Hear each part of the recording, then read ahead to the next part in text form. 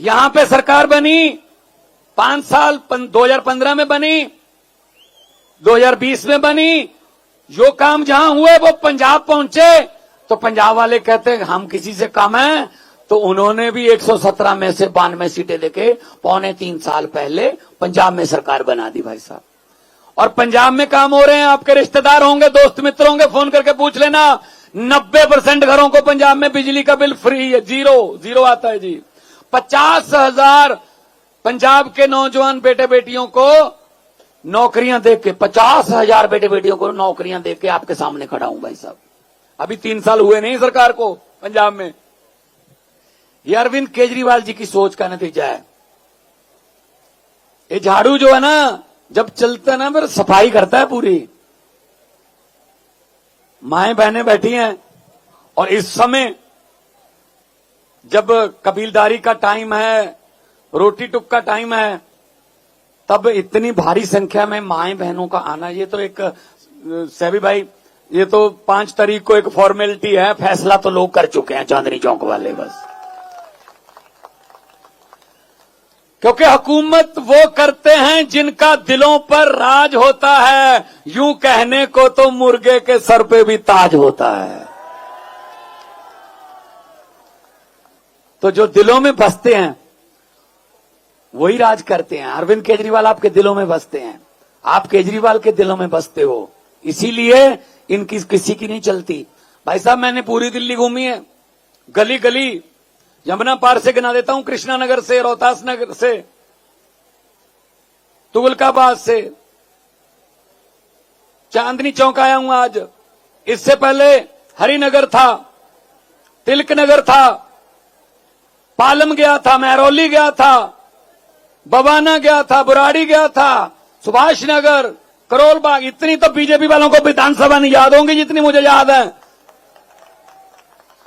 जहां भी जाते हैं भाई साहब लोग यही कहते हैं कि फिर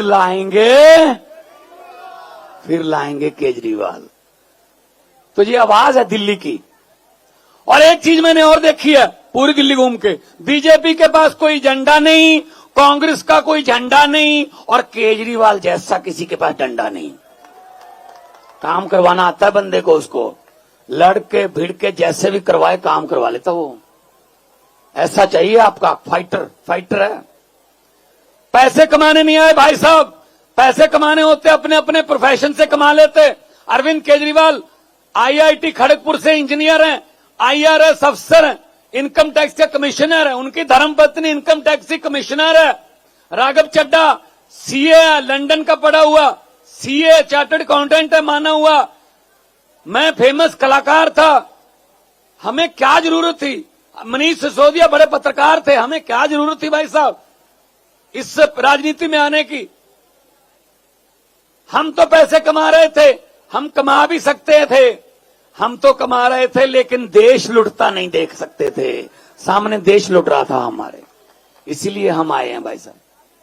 अब मुझे बताइए,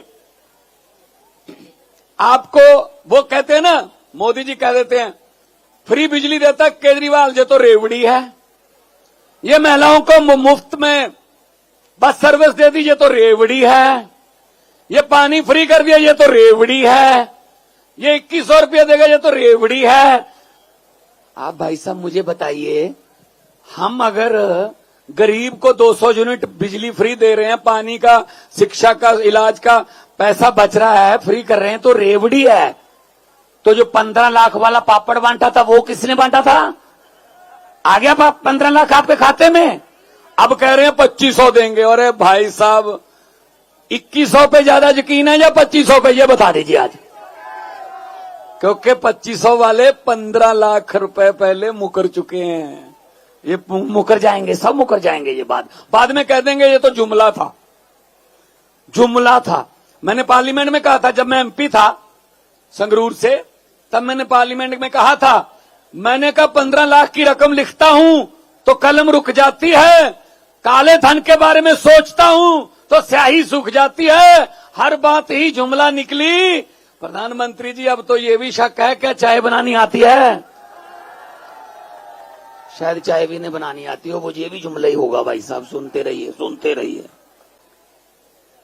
मुझे नहीं पता अच्छे दिन कब आएंगे, मुझे नहीं पता कि अच्छे दिन कब आएंगे, लेकिन मुझे यह पता है 8 तारीख को जब रिजल्ट आएगा, दिल्ली वालों के चौथी बार केजरीवाल वाले सच्चे दिन जरूर आएंगे, सच्चे दिन आने वाले हैं। ये कहने के लिए आपके पास आया हूं, क्योंकि इनके पास पैसा बहुत है भाई साहब, आपका लूटा हुआ माल है, और ये कहते हैं हम लोगों को खरीद लेंगे, हम पैसे दे देंगे। हो सकता है आज रात को ही आ जाएं आपके घर पे, हो सकता है कल आ जाएं, परसों भी आ सकते हैं, आ सकते हैं कभी भी। अगर ये आए पैसे लेके आपके घर पे, चंद्रावल वालों, मजनू का टीला, चांदनी चौक वालों, मेरी हाथ जोड़ के बेनती है, मना मत करना, मना मत करना। लक्ष्मी नहीं वापस करते, आने दो लक्ष्मी को। हम तो दिवाली वाले दिन अपने दरवाजे खुले रखते हैं, माँ लक्ष्मी आ जाए। अगर बिना दिवाली के आ रही है, हमें क्या जरूरत है वापस करने की भाई साहब। हाँ, इतना कर देना, ऐसे पकड़ के सामान जेब में डाल के इनको बोल देना कि हाँ, और 5 तारीख को 2 नंबर वाला बटन दबा के कर देना कि हाँ। जो समझ गए वो ताली बजा सकते हैं, बाकियों को माफ। अरे बड़ा समझदार एरिया यार, बड़ा समझदार एरिया। तो चांदनी चौक वालों, चंद्रावल वालों, मजनू का टीला एरिया वालों, तो आपकी तरफ से मैं समझूं फिर के ये काम बन गया काम भाई साहब, बन गया काम, ये तो काम हो गया। वो नहीं सोएंगे बीजेपी वाले आज, क्योंकि आपने बोल दिया ना कि हाँ बस। तो यही बात होती है, और क्या होता है।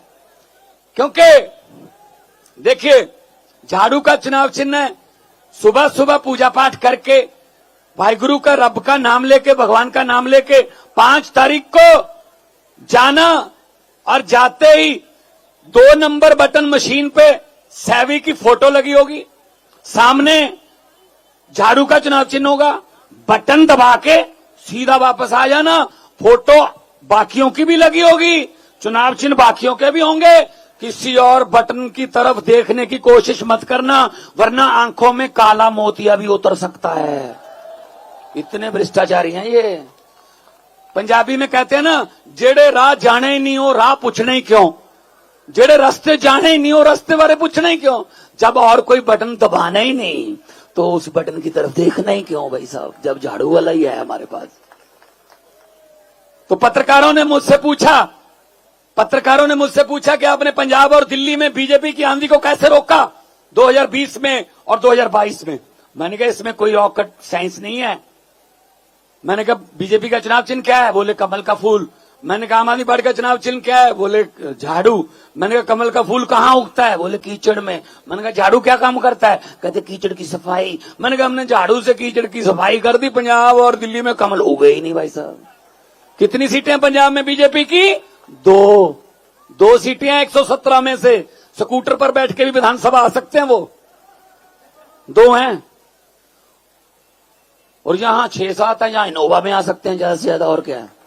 अब आप इनोवा से भी मेरे ख्याल में छीनोगे, इनोवा इनसे आप फिर स्कूटर पे लाओगे, पहले 2-3 ही थे इनके भी। तो क्योंकि अहंकार करते हैं, अहंकार नहीं चलता। देखो ये अहंकार करते हैं। लोकतंत्र में लोग बड़े होते हैं, लोग जब चाहें आदमी अर्श पर, और अहंकार करे तो लोग जब चाहें आदमी फर्श पर।